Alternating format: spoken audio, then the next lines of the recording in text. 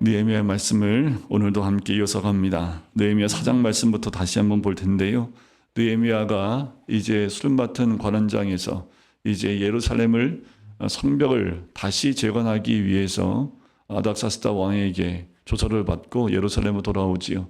그리고 탁월한 그 리더십을 통해서 예루살렘에 있는 그리고 돌아온 백성들이 성벽을 재건하기 시작을 합니다. 그리고 문을 중심으로 성벽 사이와 사이를 각각 사명을 맡은 자들이 그 성벽을 세워나가지요. 그 가운데에 방해하는 방해꾼들이 반드시 있지요. 우리가 가정을 세우고 교회를 세우고 공동체를 세울 때 우리가 반드시 기억하셔야 될 것은 어둠의 영은 당연히 싫어합니다. 그리고 하나님 나라가 세워지는 것을 방해해요. 그리고 가정이 말씀으로 세워지는 것을 원치 않습니다. 그리고 공동체와 교회가 말씀 가운데 성벽 쌓는 것을 전혀 원치 않아요. 그래서 방해하기 시작을 하지요. 그리고 조소를 보냅니다. 여우가 올라가도 무너질 것이다. 너희가 세워봤자 헛것이다. 라고 하면서 사람들에게 그 믿음 가운데서 멀어지게 하는 말들을 계속 쏟아냅니다. 그리고 더 안 되니까 공격해서 그들을 죽이겠다고 협박까지 해요. 그래서 이 사람들이 예루살렘에 있는 그리스도인들, 이 이스라엘 백성들이 유대인들이 방법이 없어요. 공격해 들어오면 방어를 해야 되기 때문에 성벽도 쌓고 방어도 해야 되기 때문에 파수꾼도 세우고 그러니까 일을 하다 보니까 너무 힘들지요. 그때 느헤미야가 이야기합니다. 4장 14절에 보면 내가 돌아본 후에 일어나서 귀족들과 민장들과 남은 백성에게 말하기를 너희는 그들을 두려워하지 말고 지극히 크시고 두려우신 주를 기억하라라는 거예요. 우리가 기억해야 될 것은 우리 눈에 보이는 것, 들리는 이야기들에 현혹이 되어지면 실체가 없음에도 불구하고 두려움과 걱정과 근심에 우리가 쌓이게 됩니다. 이럴 때 우리가 바라봐야 될 것이 무엇이냐면 지극히 크시고 두려우신 주를 기억해내는 거예요. 우리 하나님을 기억하는 거지요. 그 하나님이 어떤 분인지를 기억하는 겁니다. 그래서 우리 마음에 있는 두려움을 떨쳐버리는 거지요. 그리고 너희 형제와 자녀와 아내와 집을 위하여 싸우라는 거지요. 다들 지쳐있는 상황 가운데 느헤미야가 다시 한번 힘을 넣어줍니다. 이들이 지친 것은 두려움이지요. 이들이 지친 것은 지금 성벽만 쌓아도 쉽지 않은데 거기에 공격에 방어도 해야 되고 파수꾼도 세워야 되니까 분산이 됩니다. 하지만 느헤미야는 그럼에도 불구하고 우리 가정을 위해서 형제와 자매와 아내와 집을 위하여 싸우자라고 독려를 하지요. 17절에 보면 성을 건축하는 자와 짐을 나르는 자는 다 각각 한 손으로 일을 하며 한 손에는 병기를 잡았는데 건축하는 자는 각각 허리에 칼을 차고 건축하며 나팔 부는 자는 내 곁에 섰었느니라. 그러니까요, 우리가 무엇인가 재건하고 또 하나님 나라를 세워나갈 때 반드시 기억하셔야 될 것은 공격에 대비해야 된다는 겁니다. 우리가 성벽을 세워나가면서 또한 외부의 공격에 대항할 수 있는 검을 가지고 있어야 된다는 거지요. 우리가 하나님 나라를 세워나갈 때 말씀의 검이 없으면 공격에 무너질 수밖에 없습니다. 우리가 말씀으로 우리가 검을 가지고 있을 때 어떤 공격이 와도 그 말씀의 검으로 극복해낼 수 있는 거지요. 우리가 반드시 기억하셔야 될 것은 우리가 현재 있는 자리에서 그냥 넋놓고 있는 그 모습이 아니라 우리가 어떤 모습으로 이 성벽이 재건되어질 때 세워져 나가야 되는지를 보셔야 된다는 거지요. 자, 그러면서 5장에 가면 그때 이젠 내부에서부터 문제가 생기기 시작합니다. 어떤 일이 생기냐 하면 5장 1절의 두 번째 줄에 보면 그들의 형제인 유다 사람들을 원망하는데 라는 거예요. 백성들이 유다 사람들을 원망해요. 봤더니 이들이 돈을 꿔주고 돈을 갚는 그 과정 가운데 이제 서로를 돈을 못 갚으면 어떻게 해요? 그때 당시에는 그를 종으로 삼게 됩니다. 자, 이런 일들이 자꾸 지금 성벽을 건축하는 일만 집중해도 허덕거리고 있는데 이미 1차, 2차 포로기원에 돌아와서 정착한 사람들 가운데 이런 일들이 있는 거예요. 고리대금업이 있는 거지요.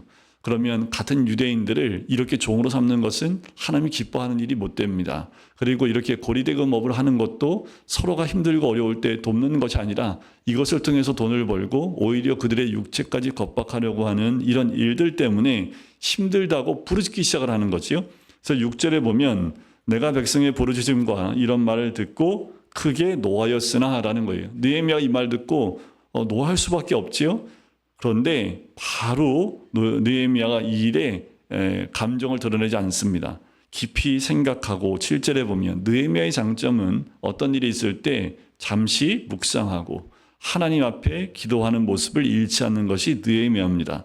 지금 이런 일, 하나님이 원치 않는 일, 분노가 일어나지요. 화가 나요. 지금 하나님 명령에 따라서 성벽을 건축한 일에 힘을 다 쏟아도 지금 힘이 부족할 이때에 힘을 빠지게 하는 일들이 지금 예루살렘 또 이스라엘 백성들 내부에서부터 이런 일들이 일어나기 시작을 한 거지요. 자, 7절을 깊이 생각하고 귀족들과 민장들을 꾸짖어 그들에게 이르기를 너희가 각기 형제에게 높은 이자를 취하는도다 하고 대회를 열고 그들을 쳐서 8절 참 중요하지요. 그들에게 이르기를 우리는 이방인의 손에 팔린 우리 형제 유다 사람들을 우리의 힘을 다하여 도로 찾았거늘 너희는 너희 형제를 팔고자 하느냐 더구나 우리의 손에 팔리게 하겠느냐 하며 그들이 잠잠하여 말이 없다라는 거지요. 자, 우리는 오히려 이방에 팔려간 유대인들을 어떻게든 데려오려고 힘을 다하여 다 데리고 왔거늘 찾아왔는데 오히려 너희는 형제를 팔고 있느냐 거꾸로 너희는 팔아넘기고 있느냐 하면서 질책하는 거지요.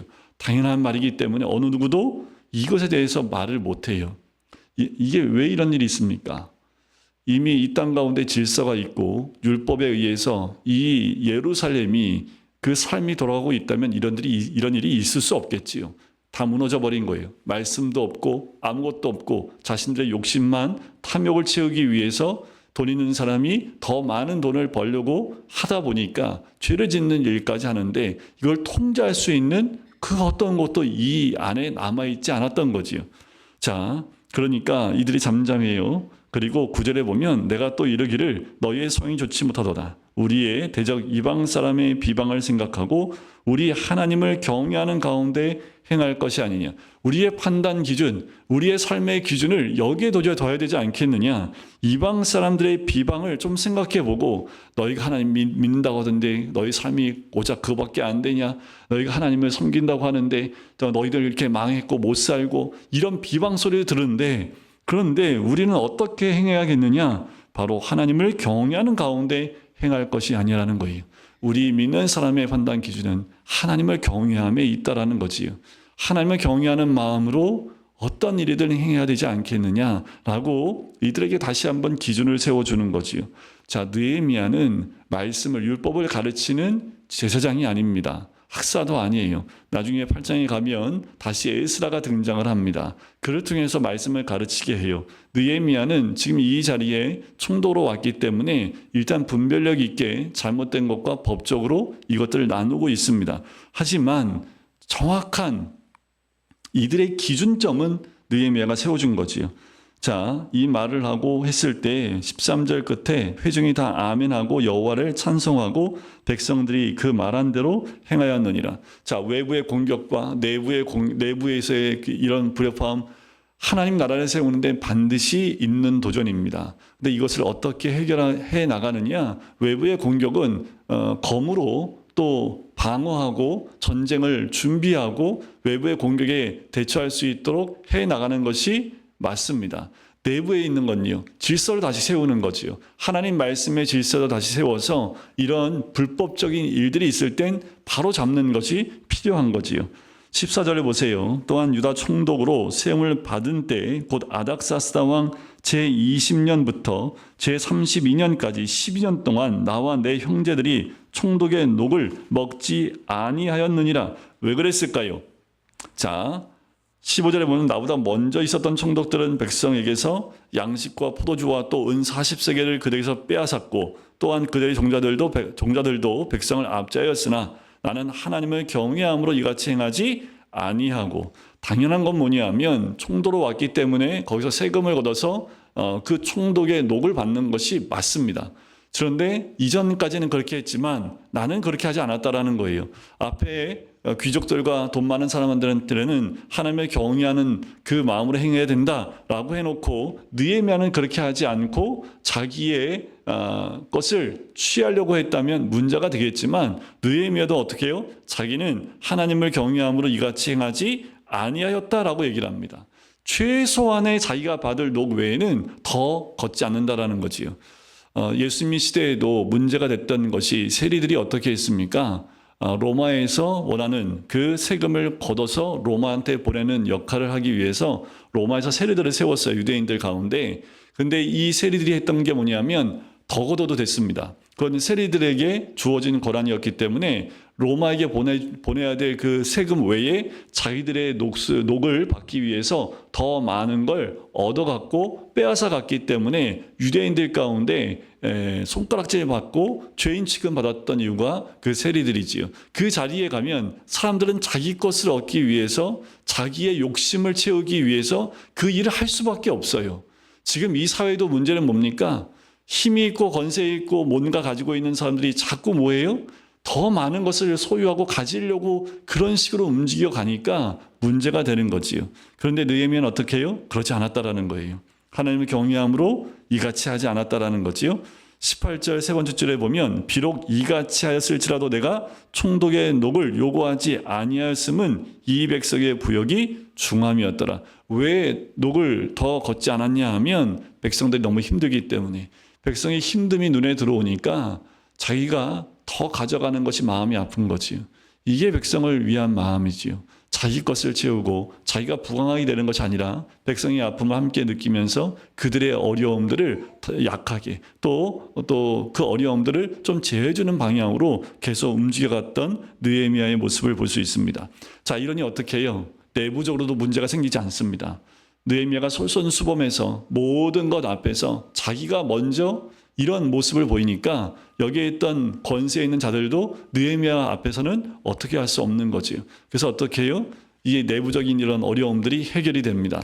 그러니까 밖에서 보면 누구만 없애면 이 예루살렘 무너지겠습니까? 느헤미야만 없으면 무너지겠다 생각한 거지요. 그래서 6장 1절에 보면 산발락과 도비아와 아라비아 사람 게셈과 그 나머지 우리의 원수들이 내가 성벽을 건축하여 허물어진 틈을 남기지 아니하였다함을 들었는데 그때는 내가 아직 성문에 문짝을 달지 못한 때였더라. 그러니까 성문은 세웠는데 문자가 아직 달기 전이니까 공격해 들어오면 방어할 수 있는 방법이 없어요. 근데 얘기 들어보니까 성벽들이 어느 정도 위치까지는 지금 쌓아져 올라가고 있어요. 조금만 더 하면 이제 성벽이 완공되면 공격하기 어렵게 된 거지요. 그래서 산발락과 게셈이 사람을 보냅니다. 그래서 느헤미야를 이렇게 데리고 나오게 해서 살해할 음모를 해요. 5절에도 보면 산발락이 5번째는 그 종자의 손에 봉하지 않은 편지를 들려 보냈는데 하면서 어떻게든 그 성 안에서 느헤미야를 꿰어서 데리고 나오려고 애를 쓰는데 느헤미야가 이미 다 알고 있습니다. 참 지혜로운 사람이에요. 느헤미야가 자기의 소명이 있기 때문에 다른 것에 한눈을 팔지 않습니다. 그 일에 집중을 하는 거지요. 그러니까 어떤 소리에도 반응을 하지 않고 이미 느헤미야는 성령의 임재가 있는 사람이기 때문에 그들이 어떠한 괴계를 가지고 자기한테 오는지를 이미 안 거지요. 자, 근데 문제는 10절에 있습니다. 이후에 무헤다벨의 손자 들라야의 아들 스마야가 두문분출하기로 내가 그 집에 가니 그가 이르기를 그들이 너를 죽이러 올 터이니 우리가 하나님 전으로 가서 외성 안에 머물고 그 문을 닫자. 저들이 반드시 밤에 와서 너를 죽이리라 하기로. 맞는 말인데 자, 이것도 지금 밖에 있는 세력과 결탁한 말입니다. 자, 12절 느헤미야가 깨달은즉 그는 하나님께서 보내신 바가 아니라 도비야와 산발락에게 뇌물을 받고 내게 이런 예언을 합니다. 그러니까 뭐예요? 사람에게 두려움을 막 집어넣는 거예요. 느헤미야에게 두려움을 집어넣는 거지요. 기도해 보니까 하나님께서 보낸 사람이 아니라는 거예요. 느헤미야가 이런 통찰력이 있습니다. 그러니까 내부에서도 뭐예요? 산발락에게 돈을 받고 이런 거짓 예언을 하는 사람들이 있는 거지요. 여러분들이 이게 느헤미야가 리더로 이때 당시에 세워졌을 망령이지 다른 리더가 세워졌다면 이 말에 혹 넘어가서 느헤미야가 성전 안에 쏙 들어가서 숨어버렸다면 성벽 재건이고 뭐가 아무 다 끝났을 거예요. 근데 느헤미야는 이 공격이나 죽음에 별로 두려움이 없는 사람입니다. 왜요? 죽는 것이 별로 두렵지 않아요. 하나님의 사명이 있기 때문에 그 사명을 감당하는데 생명에 대한 두려움이 없는 거지요. 13절에 보세요. 그들이 뇌물을 준 까닭은 나를 두렵게 하고 이렇게 함으로 범죄하게 하고 악한 말을 지어 나를 비방하려 함이었느니라. 그러니까 어떻게 해요? 숨어버리면 비방하는 거죠. 거봐라, 느헤미야 혼자 살려고 저기 숨었다 라고 비방이 나오게끔 하려는 거지요. 그러니까 느헤미야가 이걸 꿰뚫은 거예요.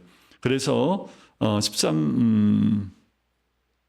14절에 내 하나님이여 도비야와 산발락과 여선지 노아디아와 그 남은 선자를 곧 나를 드럽게 하고자 한 자들의 소행을 기억하보자. 그러니까 느헤미야는 늘 기도합니다. 그래서 하나님께 이걸 다 고자질해요. 하나님 보셨지요. 이들이 한 짓을 보셨지요.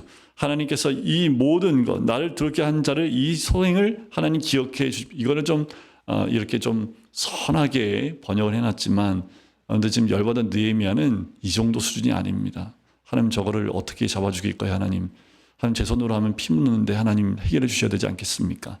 하나님 저걸 어떻게 잡아 죽이겠습니까? 하면서 하나님께 지금 다 내어 맡기고 기도하고 있는 거지요. 그리고 드디어 15절 성벽 역사가 52일 만인 엘룰월 25일에 끝남에라는 거예요. 52일 만에 끝나요. 이건 대단한 역사입니다. 왜냐하면 다 무너진 성벽과 성문을 세우는데 52일 만에 또 주변의 공격과 내부의 이런 어려움들이 있음에도 불구하고 52일 만에 세워졌다는 건 이건 어마어마한 기적입니다. 하나님의 도우심이지요. 이건 느헤미야의 리더십과 함께하는 사람들이 한 마음이 되지 않으면 이루어질 수 없는 거예요. 중간에 분명히 깨질 만한 위험이 있습니다. 그리고 그 안에서 깨지게끔 하는 비방하는 말들과 여러 가지 미혹하는 말들을 예루살렘 안에서도 굉장히 많았습니다. 외부의 공격도 있었지만 그런데 외부의 공격은요 오히려 우리로 하여금 하나가 되게 하지만 내부에서 분열되는 소리들은요 이건 우리 안에 깨어지게 하는 소리들입니다. 이걸 분별하지 못하면 내부에서 깨어지기 시작하면 성벽은 51일 만에 완공될 수 없지요. 근데 느헤미야는 솔선수범하면서 안에 나오는 비방의 소리와 분열되는 모든 소리들을 다 잠재워버린 거지요. 그런데 그것을 직접 한 게 아니라 늘 기도하면서 하나님께 의탁하고 하나님이 함께 하실 것을 의지하며 나갔다라는 겁니다.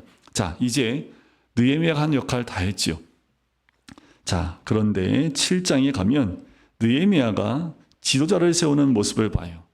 자, 1절에 보면 7장 1절에 보면 성벽이 건축됨에 문짝을 달고 문지기와 노래한 자들과 레위 사람들을 세운 후에 내 아우 하나니 1장에 나왔던 아우입니다. 그 영문에 관한 하나냐가 함께 예루살렘을 다스리게 하였는데 하나냐는 충성스러운 사람이요 하나님을 경외함이 무리 중에 뛰어난 자라. 내가 그들에게 이르기를 해가 높이 뜨기 전에는 예루살렘 성문을 열지 말고 아직 파수할 때에 곧 문을 닫고 빗장을 지르며 또 예루살렘 주민이 각각 자기가 지키는 곳에서 파수하되 자기 집 맞은 편을 지키게 하라노니 그 성읍은 광대하고 그 주민은 적으며 가옥은 미처 건축하지 못하였습니다. 이제 느헤미야 혼자 하지 않습니다. 그리고 느헤미야가 예루살렘 가운데 함께 이 모든 것을 함께할 리더들을 세운다라는 거지요. 그 리더들의 주 포인트는 뭡니까? 그들도 충성스러운 사람이고 하나님의 경외함이 무리 중에 뛰어난 사람을 고르는 거지요. 그러니까 이들은 딱 세우자마자 중심이 하나님의 경외함이었기 때문에 그 성벽 그리고 이 예루살렘을 통치하고 다스리는데 아주 탁월한 사람들이 되었던 거지요. 그럴 수밖에 없는 것이 이 성 안에 백성들이 적기 때문에 누구 하나 잘못되어지면 세워진 성벽이 다 무너질 수 있기 때문에 그렇습니다. 자, 5절에 보면 포로에서 돌아온 사람들이 기억합니다. 참 이게 어마어마한 건데 내 하나님이 내 마음을 감동하사. 자, 느헤미야의 마음을 하나님이 감동하셔서 뭘 했을까요? 자, 귀족들과 민장들과 백성을 모아 그 계보대로 등록하게 하심으로 내가 처음으로 돌아온 자의 계보를 얻었는데 거기에 기록된 것을 보면 그러니까 1차 포로 기환으로 돌아온 사람들을 처음 돌아온 자의 계보를 얻었다라는 거예요. 자, 1차 귀환자들은 성벽 중수에 참여하지 않은 아웃사이더와 하지만 이들이 믿음의 선배, 믿음의 조상을 기억한 것이라는 거예요. 지금 이 느헤미야가 기억한 것은 처음으로 돌아온 믿음의 선배들을 기억하고 있다라는 거지요. 그래서 그 돌아온 사람들의 자손과 명수를 쭉 기록하고 있습니다. 특별히 6절에도 보면 12지파 중에 유다와 베냐민 지파만 돌아온 내용이 기록되어 있고요. 또 7절부터는 1차 귀환을 주도한 12지도자의 이름이 7절에 기록되어져 있습니다. 사람 따라서 쭉 적으면서 누가 몇 명 돌아왔는지를 다 기록을 해요. 자, 66절 끝에 보면 온 회중의 합계는 42,360명이요. 그 외에 노비와 그리고 노래하는 자, 함께 돌아온 말과 낙타, 노새 얼마나 되는지를 다 기록하고 있지요. 자, 7장 마지막 절은 이렇게 기록됩니다. 이와 같이 제사장들과 레위 사람들과 문지기들과 노래하는 자들과 백성 몇 명과 느리님 사람들과 온 이스라엘 자손이 다 자기들의 성읍에 거주하였느니라. 결론이 뭐예요? 1차 포로 귀환에 돌아온 사람들 명단을 쭉 보고 이제 3차까지 돌아온 사람들까지 어떻게 해요? 다 나누고 온 이스라엘 자손이 자기들의 성읍에서 거주하게 되었다라는 거지. 이것이 느헤미야를 통해서 성벽을 재건하고 그 성벽 안에서 이제 이스라엘 백성들이 성읍 안에 거주하게 된 것을 이제 쭉 기록을 합니다. 이제 해야 될 것이 무엇이냐 하면 무너졌던 말씀을 다시 회복하는 거예요. 이게 없으면 지금 뒤에 보면요. 허물어진 이스라엘 백성이 또 나와요. 자, 일단 8장을 보면 에스라를 세웁니다. 8장 1절에 보면 이스라엘 자손이 자기들의 성읍에 거주하였더니 7째 달 초막절이 있는 달이지요. 모든 백성이 일제히 수문 앞에 모여 학사 에스라에게 여호와께서 이스라엘에게 명령하신 모세의 율법책을 가져오기를 청합니다. 자, 에스라서 가운데에도 이런 비슷한 모습이 있었지요. 자, 이 7째 달 초하루에 제사장 에스라가 율법책을 가지고 사람 앞에 이릅니다. 그리고 모든 뭇백성들이 그 율법책에 귀를 기울이고 있습니다. 그때 4절에 보면 에스라가 나무 강단에 서고 그 곁에 오른쪽에 선 자는 마따디야부터 사람들 이름을 쭉 다 이야기합니다. 5절에 보면 에스라가 모든 백성 위에 서서 그들 목전에 책을 펴니 책을 펼 때 모든 백성이 일어서니라 라는 거지요. 지금 저희도 처음에 예배 시작할 때 일어서지요. 앉았다가 끝날 때 일어서지요. 서지요. 이 전통을 이어받는 겁니다. 어떤 교회에서는 말씀을 읽을 때 다 일어납니다. 하나님 말씀입니다 하면은 다 자리에서 일어나요. 그리고 말씀 다 읽고 자리에 앉습니다. 이게 이제 이 에스라서에 나와 있는 이 모습을 그대로 하나님 말씀을 받는 사람의 자세이기 때문에 일어나게 하는 일들이 지금도 있지요. 자, 6절에 보니까 에스라가 위대하신 하나님 여호와를 성축하며 모든 백성이 손을 들고 아멘 아멘 응답하지요. 몸을 굽혀 땅에 대고 여호와께 경배합니다. 자, 7절 끝에 그들의 율법을 깨닫게 하였는데, 그러니까 에스라 옆에 있는 모든 제사장들이요 뭘 했냐 하면 그들에게 율법을 깨닫게 합니다. 에스라 혼자 한 게 아니에요. 함께하는 그 명단에 나와 있는 그 4절에 나와 있는 그 사람들, 7절에도 명단이 또 나오지요. 백성이 제자리에 서 있는 동안 그들에게 율법을 깨닫게 했다라는 거지요. 에스라가 선포하면 들어가서 1대1로 아니면 소그룹으로 그들에게 말씀을 가르치기 시작한 거예요. 율법을 깨닫게 한 거지요. 그래서 8절에 하나님 율법책을 낭독하고 그 뜻을 해석하여 백성에게 그 낭독한 것을 뭐예요? 다 깨닫게 한다라는 거지요. 그래서 소그룹이 중요하고 그리고 성경 공부가 중요한 것이 선포된 말씀 가지고는 알 수가 없어요. 근데 선포된 말씀을 몇 프로나 우리가 하나님 말씀을 받아갑니까? 잘 못해요. 그러니까 어떻게 해요? 그 말씀을 준비한 소그룹의 리더들이 가서 다시 말씀을 해석하며 다시 말씀과 율법을 깨닫게 해주는 거예요. 다시 설명해 주기 시작하라는 거지요. 백성이 다 깨닫고 나니까 어떤 반응이 일어납니까? 9절에 백성이 율법의 말씀을 듣고 다 어떻게 해요? 우는지라 나는 거예요. 말씀이 들리면 공통적으로 들리는 반응하는 반응이 뭐냐면 울게 됩니다. 왜 울까요? 은혜 받아서 울어요? 아니요. 자기 죄악 때문에 울게 됩니다. 말씀이 들어오면 내 안에 있는 죄가 부딪히게 돼요. 내 죄가 보이기 시작합니다. 그래서 우는 거예요. 총독 느헤미야와 학사 에스라와 백성을 가르치는 레위 사람들이 모든 백성에게 얘기합니다. 오늘은 여호와의 성인이 슬퍼하지 말며 울지 말라. 너희가 말씀 때문에 죄를 깨닫아 할지라도 그것 때문에 울지 말라. 지금은 성일이라는 거지요. 느헤미야가 또 그들에게 얘기합니다. 너희는 가서 살진 것을 먹고 단 것을 마시되 준비하지 못한 자에게 나눠주라. 이날은 우리 주의 성일이니 근심하지 말라. 여호와로 인하여 기뻐하는 것이 너희의 힘이니라. 뭐가 힘이에요? 여호와로 인하여 기뻐하는 것.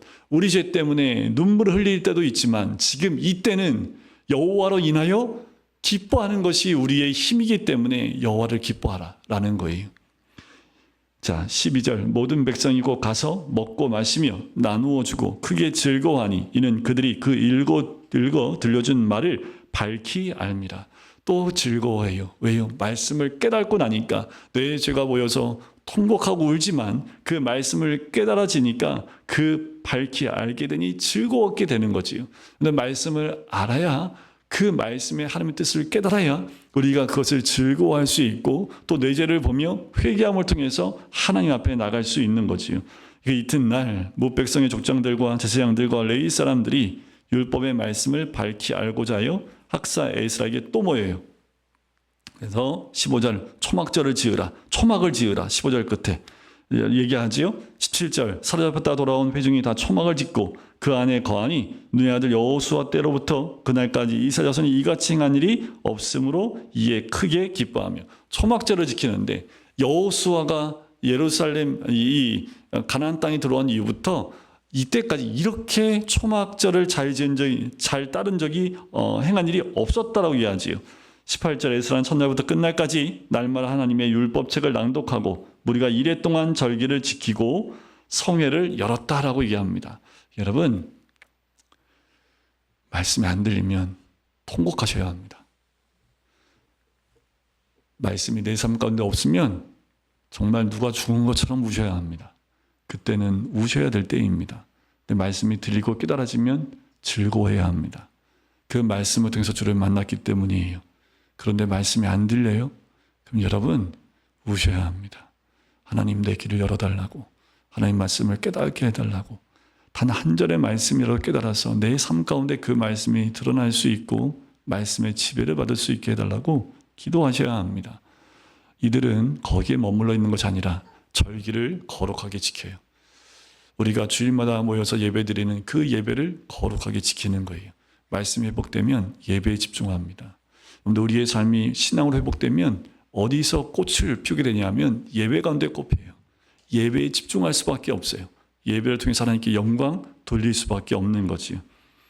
자, 9장에 보면 이제 회개가 일어납니다. 그달 29날에 이스라엘 자손이 다 모여 금식하며 굵은 베옷을 입고 티끌을 무릅쓰며 모든 이방인 사람들과 절교하고 서서 자기의 죄와 조상들의 허물을 자복하고 이날의 낮 4분의 1은 그 자리에 서서 그들의 하나님 여호와의 율법책을 낭독하고 낮 4분의 1은 죄를 자복하며 그들의 하나님 여호와께 경배하는데, 근데 말씀이 갈급한 거예요. 말씀을 보고 또 듣고 깨달아지니까 뭐예요? 죄가 보이기 시작합니다. 그래서 도망가요? 아니요.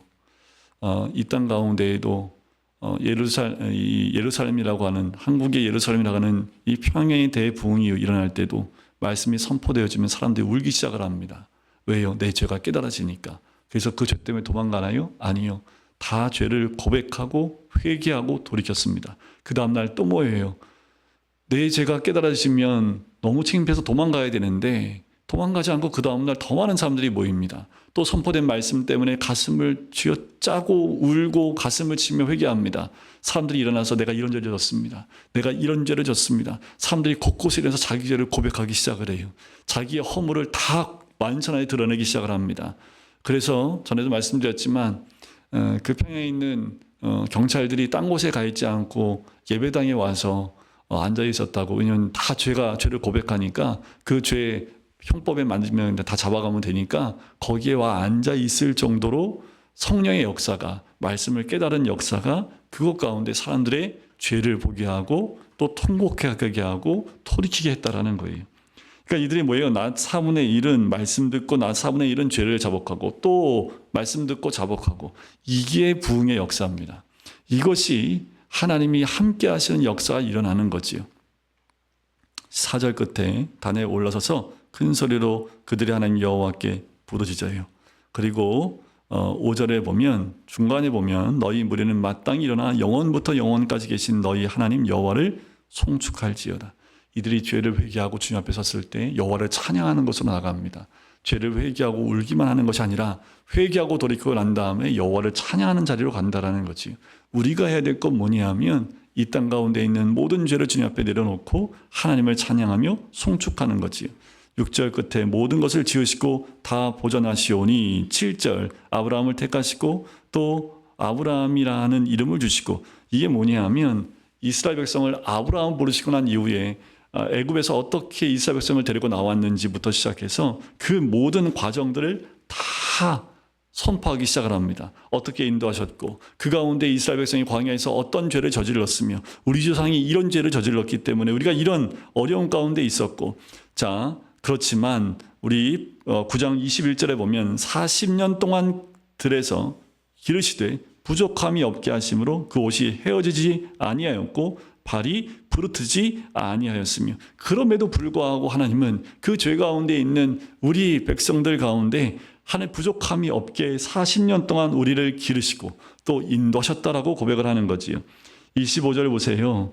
그들이 견고한 성읍들과 기름진 땅을 점령하고 모든 아름다운 물건이 가득한 집과 판 우물과 포도원과 감람나무과 허다한 과목을 차지하여 배불리 먹고 살찌고 주의 큰 복을 즐겨 싸우나 이제 가나안 땅에 들어와서 이렇게 즐겼는데 26절 그들은 순종하지 아니하고 라는 거지요. 자, 죄인들의 가장 큰 죄가 뭐냐면 불순종입니다. 이스라엘 백성도 가나안 땅에 들어오기까지 광야에서 40년 동안 불순종했던 백성이었고 또 가나안 땅에 들어와서 하나님 주신 복을 누렸음에도 불구하고 또 하나님을 떠나는 불순종이에요. 그래서 어떻게 보면 잘 사는 게 중요한 게 아닙니다.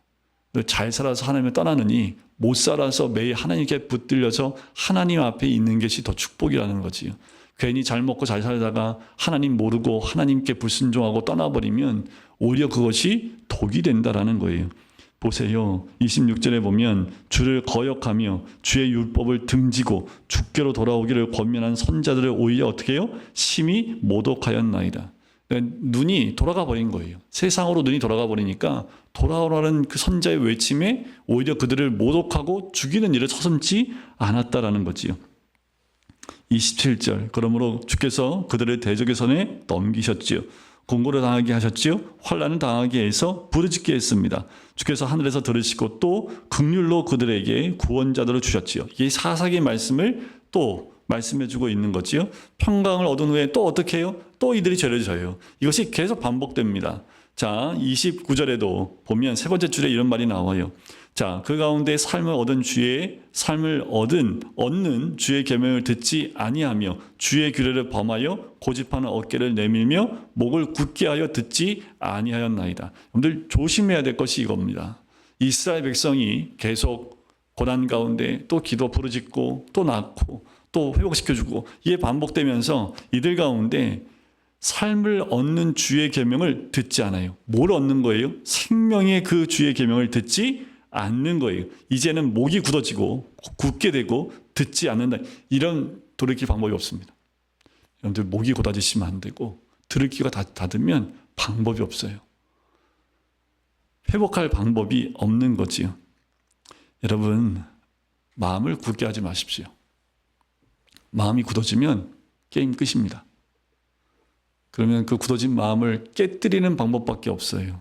그런데 굳어진 마음이 깨지려면요 어마어마한 고난이 있어야 깨집니다.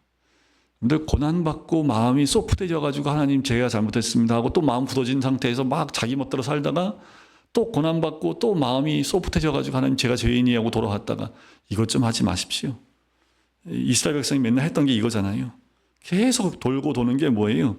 하나님을 떠나고서 마음이 굳어져요. 그래서 하나님이 어떻게 그 굳어진 마음을 곧은 목을 꺾는 수밖에 없잖아요.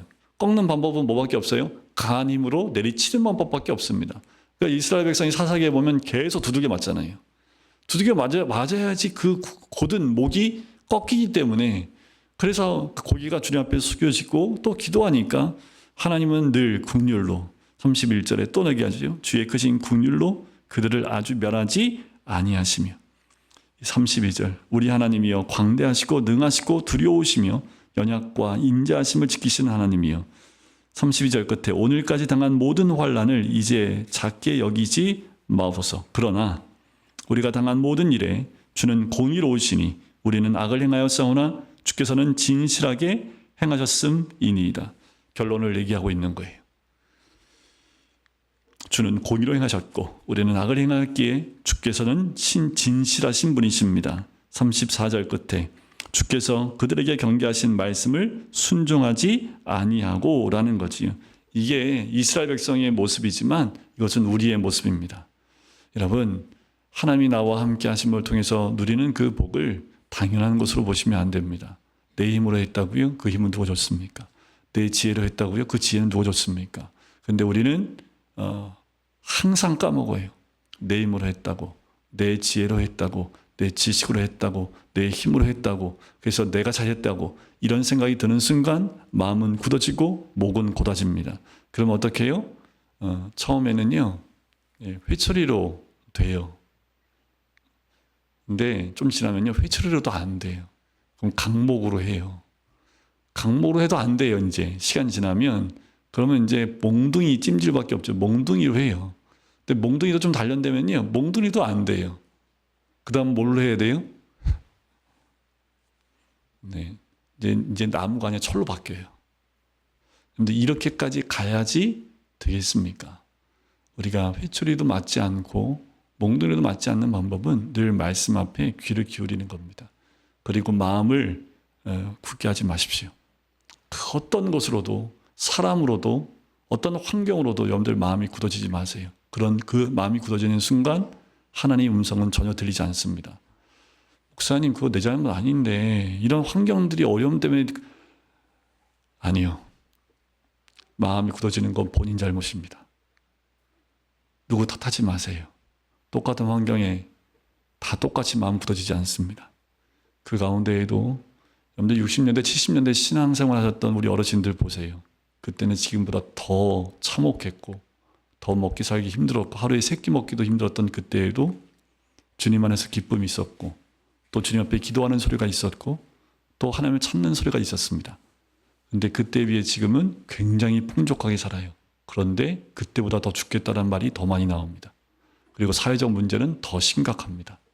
오히려 60년대 70년대가 은혜가 더 많았지요. 하나님을 찾는 사람이 더 많았습니다. 근데 지금은 힘들어도 하나님을 안 찾아요. 그리고 마음이 굳어져 있는 모습을 봅니다. 이스라엘 백성과 다르지 않지요. 38절 보세요. 우리가 이 모든 일로 말미암아 이제 견고한 언약을 세워 기록하고 우리의 방백들과 레위 사람들과 제사장들이 다 임봉하나이다. 이 모든 것을 다 쭉 얘기하고 기록하여 임봉을 합니다. 10장에 보세요. 임봉하는 자, 언약에 임봉한 사람들 명단이 쭉 나옵니다. 여러분 어떻게 하시겠습니까? 이 모든 말씀에 이제 아멘으로 내가 받고 그것에 내가 사인을 하시겠습니까? 사인 잘못하시면 그런데 사인 안 할 수 없지요. 하나님 앞에 사인을 해요. 사인된 이름이 여기에 딱 기록되어 있잖아요. 이거는 뭐 2000년, 3000년이 흘러도 변함없이 성경에 기록되어 있는 인장 찍을 때 나온 이름들입니다. 28절 보세요. 그 남은 백성과 제사장들과 레위 사람들과 문지기들과 노래하는 자들과 느림 사람들과 및 이방 사람과 절교하고 하나님의 율법을 준행하는 모든 자와 그들의 아내와 그들의 자녀들 곧 지식과 총명이 있는 자들은 다 그들의 형제 귀족들을 따라 저주로 맹세하기를 우리가 하나님의 종 모세를 통하여 주신 하나님의 율법을 따라 우리 주 여호와의 모든 계명과 율례와 규례를 지켜 행하여 우리의 딸들을 이 땅 백성에게 주지 아니하고. 왜 이런 말이 나와요? 이미 토언되어 있습니다. 1차, 2차 포로기원에 들어온 사람들이 거기에 살면서 율법과 말씀이 사라져버리니까 세상과 짝하기 시작을 합니다. 세상과 세상이 하는 일들을 행하기 시작을 하고 세상에 있는 여인들을 아내로 맞이하기 시작을 하고 또 며느리로 또 사위로 받아들이기 시작하는 거예요. 이게 뭐가 문제예요? 서로 통혼이 되면서 가치관이 혼합되어 버립니다. 가치관이 하나님 중심이 아니라 완벽하게 혼합되어져서요. 이건 이것도 아니고 저것도 아닌 이상한 가치관을 가지면서 살아가게 되는 거지요. 그러니까 이게 뭐라고 해요? 이게 이제 병들었다고 얘기를 하고 이게 이제 정결치 못한 모습이라고 얘기를 하는 거지요. 그래서 어떻게 해요? 말씀이 들리니까 이게 딱 들리니까 결정을 해야 되는 거지요. 분리해야 됩니다. 나눠야 돼요. 근데 이게 얼마나 아플까요? 근데 이미 살고 있는데 이방 여인이에요. 근데 말씀에 의하면 이걸 잘라내야 돼요. 여기 결단을 한 거지요. 여러분들 죄와 하나가 돼 있으면요, 죄 잘라내는 게 쉽지 않습니다. 회개하고 돌이킨다고 해서 완벽하게 되기가 쉽지 않아요. 정말 어려운 결단들입니다.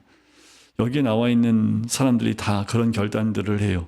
그래서 32절부터 보면 매 절마다 여호와의 전 하나님의 전에 바쳐 율법에 기록한 대로 여호와의 전에 드리고 하나님 전에 드리고 하나님 전 여호와의 전을 버려두지 아니하리라. 하나님 정중심으로 하나님 성전 중심의 신앙이 다시 회복되기 시작을 합니다. 이방 여인이 들어오면서 우상이 들어왔거든요. 하나님 중심이었던 사람들이 우상으로 바뀌었기 때문에 이제 성전 중심의 신앙으로 다시 모든 것이 회복되어지는 것을 보아요.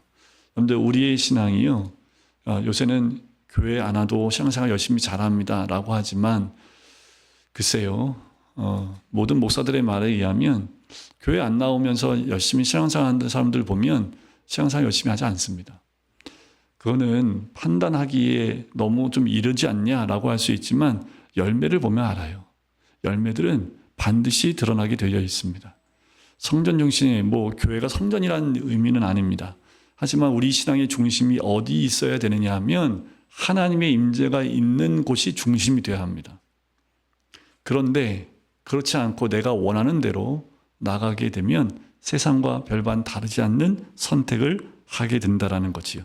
자, 11장에 보면 1절에 백성의 지도자들은 예루살렘에 거주하였고 그 남은 백성은 제비 뽑아 10분의 1은 거룩한 성 예루살렘에서 거주하게 하고 그 10분의 9는 다른 성읍에 거주하게 하였으며 라는 거지요. 그리고 예루살렘에 거주하기를 자원하는 모든 자를 위하여 백성들이 복을 빌었느니라. 하나님 안에 있는 사람들은 흩어지는 삶을 살고요, 하나님 말씀을 거역하는 사람들은 모이는 삶을 삽니다. 11장에서도 모이는 삶이 아니라 흩어져서 복음을 전하는 삶을 사는 모습을 보여주고 있는 거지요. 이제 말씀 회복됐으니 말씀에 있는 자들이 나가는 거예요. 예루살렘에는 소수의 그 예루살렘을 지킬 만한 사람들만 남고 나머지는 다 나가는 거예요. 그래서 예루살렘을 중심으로 주변에 있는 모든 흩어져 있던 모든 사람들을 다시 말씀으로 견고하게 복음으로 세워나가는 것을 이들이 선택해 나가는 거지요. 이것이 11장의 내용입니다. 특히 6절에 보면 예루살렘에 거주하는 베레스 자손은 모두 468명이니 다 용사였느니라 하면서 누가 여기 남고 하면서 그 내용들이 쭉 기록되지요. 18절에 보면 거룩한 성에 레위 사람은 모두 284명이었느니라. 성문 문지기 노래하는 자들 그 명단들이 다 기록되어 있는 모습을 보게 돼요. 말씀대로 이들이 가고 싶은 대로 가는 것이 아니라 하나님 말씀을 따라서 뽑힌 대로 그들이 예루살렘에 거주하는 자들과 그 외에 흩어진 자들의 모습들, 어느 곳이 더 안전한 곳이 없습니다. 이들은 사명을 갖고 가는 거예요. 그 말씀대로 사는 것, 그 말씀을 이제 유대 땅 가운데 전적에 흩어져 살면서 말씀대로 살면서 그 땅을 회복시키는 겁니다. 땅을 회복시키는 방법은 말씀에 순종하는 사람들이 말씀의 삶을 통해서 주님의 생명이 그 땅 가운데 깃들 때 하나님의 창조의 회복의 역사가 그 땅 가운데 일어나는 거예요. 여러분들 말씀대로 사는 거 그거밖에 없습니다. 말씀을 떠나면요, 말씀을 떠나서 잘 살아요, 그거는 저주입니다. 말씀에서 떠난 결정하지 마십시오. 말씀에 눈 감지 마십시오. 말씀이 내 안에 딱 들어왔는데 이렇게 하면 내가 손해인데 하고 눈을 감아버리면 그 순간부터 나락입니다. 좀 소득이 내 손에 주어질지 몰라도 그것이 결국 나로 하여금 저주의 첫 발짝을 내딛게 하는 사건이 될 수 있다는 거지. 우리가 꼭 기억하셔야 될 것은 우리가 어디에 있든지 이 말씀대로 결단한 사람들이 가는 곳마다 하나님이 역사하는 땅이 되어지고 주님의 역사가 일어나게 될 줄 믿습니다.